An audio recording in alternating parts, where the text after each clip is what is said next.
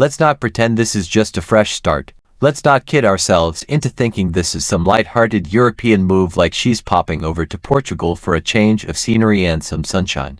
No, this is a royal escape plan, strategically timed, suspiciously quiet, and unmistakably desperate. Sarah Ferguson, the Duchess of York, once the flame-haired royal rebel, the smiling ex-wife who still lived under the same roof as Prince Andrew, has reached the final chapter of her long, turbulent British saga.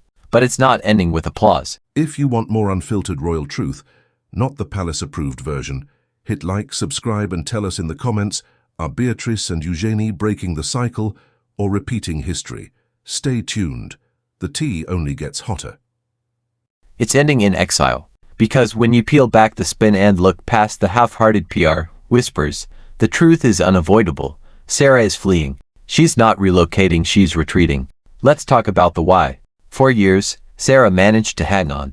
Despite divorce, scandal, and relentless media scrutiny, she clung to her spot at Royal Lodge like a shipwreck survivor gripping driftwood. She was never fully in the royal fold, but she was never kicked out either. She existed in that strange royal purgatory, neither commoner nor consort.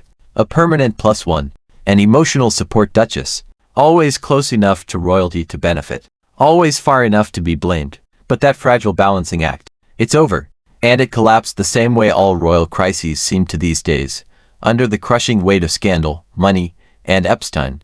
Let's be clear, the walls began closing in the moment Andrew's connections to Epstein stopped being background noise and started becoming headlines. Sarah may not have been the one pictured with underage girls, but she was there, in the orbit, in the emails, and in one particularly damning leak, referring to Epstein as a supreme friend.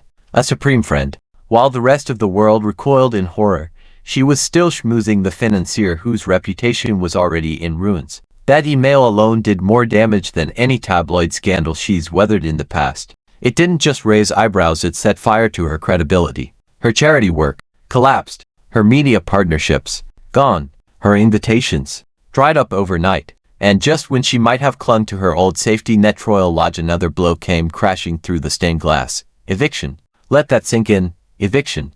Not a quiet relocation. Not a mutually agreed step down. An eviction. The message from the monarchy couldn't be louder. Pack your things and go.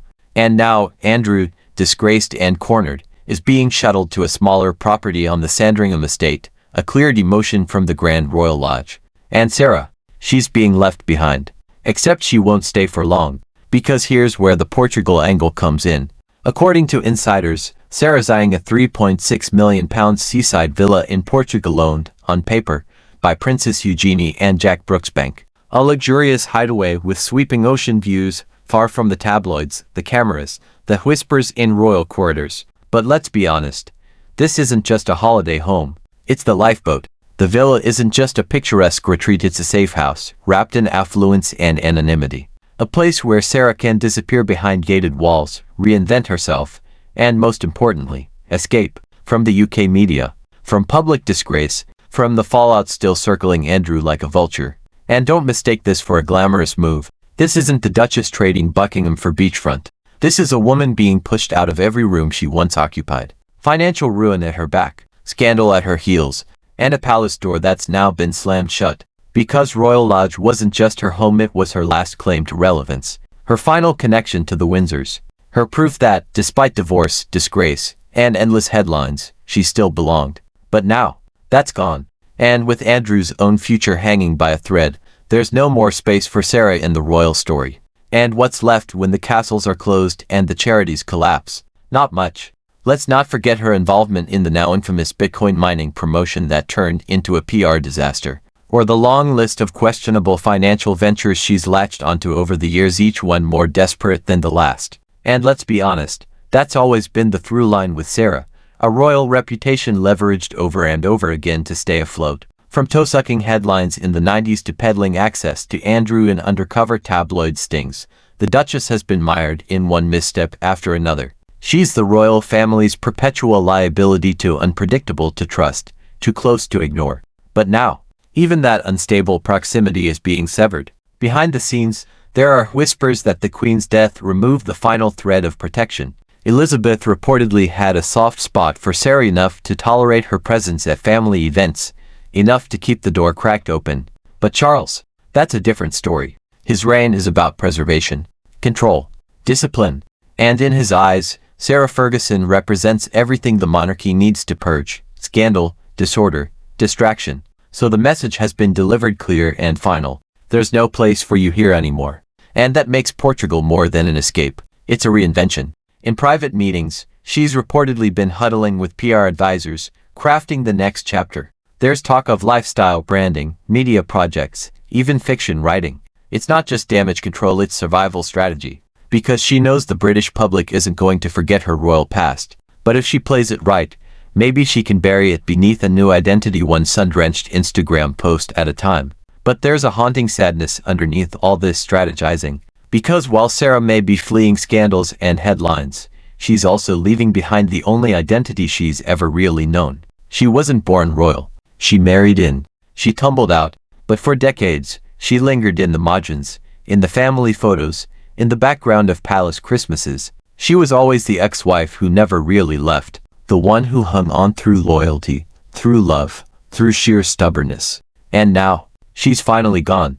Not because she chose to leave, but because she was no longer allowed to stay. There's no seat for her at the table anymore. No invitations. No red carpet rolls. Just a quiet goodbye to a life that no longer wants her. The Portugal move is the final curtain.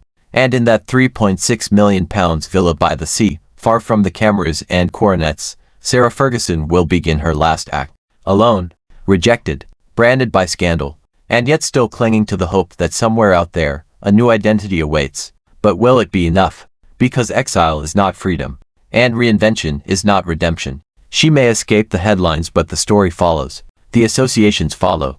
The Epstein connections follow. And as long as those shadows exist, no amount of ocean breeze will cleanse the past. The fall of Sarah Ferguson isn't just a tabloid tale, it's a tragedy of image, ambition, and the brutal reality of royal life in the modern age, where reputation is currency, where missteps are fatal, and where, once the gates close, they do not open again. So let the sun set on Royal Lodge. Let the Duchess take her final bow. Because the story of Sarah Ferguson, once a bright flame in the royal machine, is no longer a tale of glamour and survival. It's a tale of exile, of scandal, of how far a royal can fall when the crown no longer protects them, and of what remains when the palace doors slam shut for good. But even as Sarah Ferguson boards that metaphorical ship to Portugal, her new life wrapped in linen curtains and Mediterranean breezes, the ghosts she leaves behind at Royal Lodge aren't staying silent. They whisper from the rafters. They linger in every news article, every clipped headline, every social media post, dragging her name back into the murky depths of the past. Because here's what people forget. Sarah didn't just marry into scandal. She became synonymous with it. And now, as she turns her back on Britain, we are forced to ask, is this really reinvention, or is this royal exile with a luxury view? Let's not mince words. This isn't the first time Fergie's fled a storm. She's been ducking the fallout since the 1990s. First it was the toe-sucking debacle, a tabloid frenzy that left the royal press offices scrambling. Then came the shady business deals, the charity cash flow issues, the messy memoirs, and the undercover sting where she allegedly offered access to Prince Andrew for a fee. And through it all, a smile. That same defiant, media-trained smile she wore like armor. But now, that smile has cracks. The cracks started as hairline fractures, Andrew's Epstein disaster, the Queen's passing, shifting family dynamics. But now, the whole facade is buckling. There's no armor left. Just a woman watching her last pillars of power collapse. And perhaps the most telling part, she's going alone. Think about that. No staff, no royal entourage, no media fanfare. Just Sarah, alone in a new country, trying to outrun the British press, the royal watchers, and the debris of a relationship with a man now seen not as a misunderstood duke, but as a disgraced liability. Because let's be honest, whatever love or loyalty once tied her to Prince Andrew has been eroded by sheer survival instinct. When Royal Lodge started slipping through their fingers, when the headlines turned from awkward to apocalyptic, when the leaked emails landed like bombs across tabloid front pages, Sarah started plotting her exit. And can you blame her? Her financial empire is in shambles. Her public persona is radioactive. Her charity affiliations have vanished. Even her literary career, her latest grasp at reinvention, has been tainted by association. Publishers are wary. Producers are backing away. The world isn't just moving on, it's moving past her. So Portugal becomes more than a geographical shift. It's a calculated escape, a rebranding, a last-ditch attempt to scrape the scandal off her public image like barnacles from the hull of a sinking ship. But here's the catch: she's not going to outrun it. Because you can buy the villa, yes. You can install the security gates, hire the PR firm, put out the curated Instagram posts of sun-drenched serenity. But the past, the real past, the one written in leaked documents, legal archives, and public memory, doesn't get lost in customs and the British public. Oh, we remember. We remember the interviews where she praised Epstein as a generous friend. We remember the financial ties that mysteriously connected her ventures to offshore interests. We remember her silence when the victims came forward, and her sudden reappearance when the media circus began to swirl again. And we remember her closeness to Andrew. That's the part she can't shake, because for 2 decades, Sarah and Andrew painted this strange, PR-friendly portrait of modern cohabitation. Divorced, but still living together. Not romantic, but deeply loyal. A unique royal arrangement that somehow skirted the headlines until it didn't. Now that image has collapsed under the weight of what Andrew's truly facing. And with her departure, the curtain finally drops on that strange, tangled relationship. Because you don't just leave behind a man you've lived with for 20 years, not unless something breaks. And something has broken. The safe bubble of royal lodge is gone. The money is drying up. And the royal institution, it's not lifting a finger. That silence is loud. The new king isn't defending her. The senior royals aren't circling the wagons. The press team isn't softening the headlines anymore. She's not being protected, she's being forgotten. And in royal terms, that's worse than exile. It's erasure. The monarchy knows how to protect its own. They've done it for centuries. But when they decide someone's no longer worth defending, when the name becomes too toxic, the headlines too costly, they cut the cord. Quietly, efficiently, no announcement, no statement, just a slow fade to nothing. That's what's happening to Sarah now. This isn't just about losing a home. It's about losing her place in the story. The story she clung to for years, that gave her access, relevance, attention. It's over. And yet, even as she tries to write a new one from a £3.6 million villa with a view, there's no escaping what she's running from. Because exile doesn't fix a reputation. It just puts it out of reach. She can try to reinvent herself as a novelist, a speaker, a social media personality. She can throw herself into PR strategy and rebranding meetings. But the whispers will follow. The headlines will follow. The image of a Duchess turned pariah clinging to privilege while scandal devours the foundation beneath her feet. That will follow. And the saddest part, there was a moment years ago when Sarah could have turned it around. When the public was ready to forgive the awkwardness, the debt, the mistakes. She was relatable, vulnerable, different from the stiff upper lips of the royal machine. But she blew it. Over and over. Not because she stumbled, everyone stumbles, but because she never truly learned.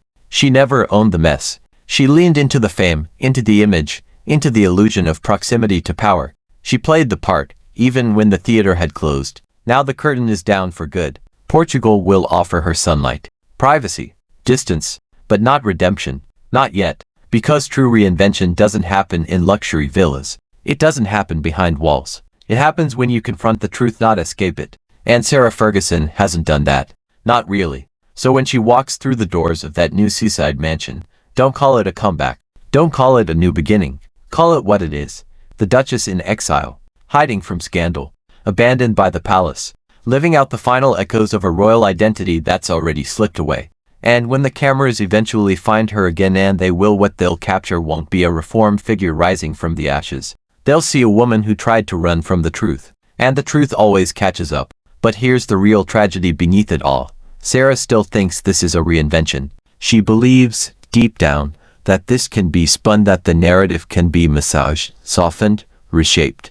That with the right villa, the right lighting, the right people, maybe even a Netflix camera crew in tow, she can rebuild, reset, re-emerge. But you don't re-emerge from a royal implosion like this. You vanish.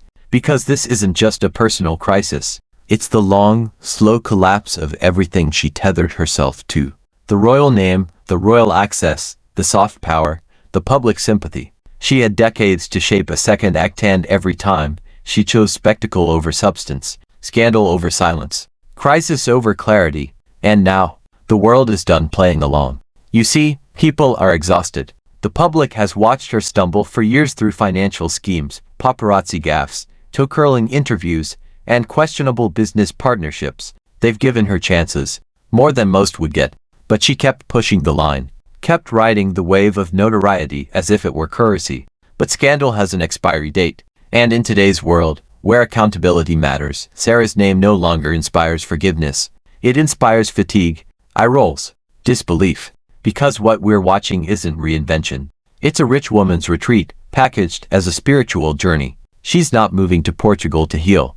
She's fleeing a country that no longer sees her as relevant. And as for those who say, but she's not a criminal, she's just misunderstood. Let's be real.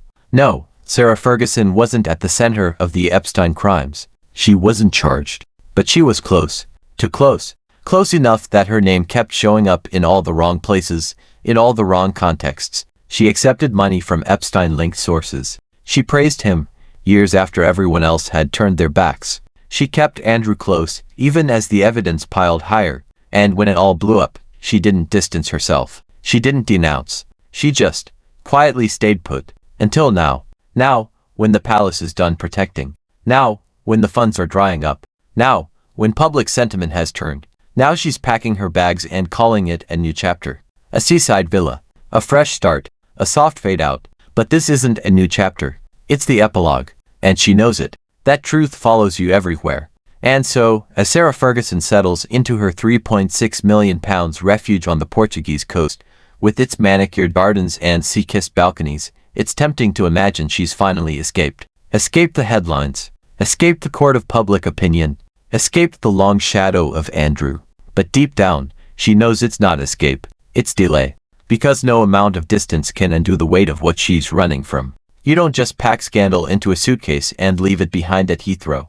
Especially not when your entire public identity has been shaped by decades of tabloid fodder and royal entanglements. Sarah isn't walking into peace, she's walking into a haunted house of her own making, and every room echoes with the past. The truth is, this move is the last act in a decades-long balancing act between scandal and survival. For years, she mastered the art of the royal sidestep, never quite in the inner circle, but never fully cast out. She turned her proximity to power into a brand, a persona, a talking point. She cashed in on books, appearances, media deals, always staying just relevant enough to matter, just apologetic enough to return. But the tide has turned. And this time, it's not a tabloid scandal, it's legacy-level damage. Her connection to Andrew, once spun as loyalty and co-parenting, is now seen as complicity. Her cozy past with Epstein's orbit, those ill-timed emails and tone-deaf endorsements, now look less like missteps and more like damning red flags. And when the world turned against Andrew, the royal family didn't just retreat from him, they began severing ties with anyone who might drag the crown down with them. Sarah was on that list. Quietly, firmly, irrevocably. Thanks so much for watching. If you made it all the way to the end, you're officially part of the small percentage of people who don't just click away, and that means a lot. Before you go, I'd love to hear from you. Drop a comment below and tell me your thoughts, your ideas, or even what you'd like to see next. I read every single one of them, and your feedback genuinely shapes the direction of this channel. If you enjoyed the video, tap that like button, it tells YouTube this content is worth sharing. And if you haven't already, hit subscribe and turn on notifications so you don't miss the next upload. We've got more exciting videos coming, and trust me, you'll want to be here for them. This channel is just getting started, and your support helps it grow faster than you realize. Thank you again for spending a part of your day here with me. Stay curious, stay motivated, and as always, take care of yourself. Until next time, I'll see you in the next video.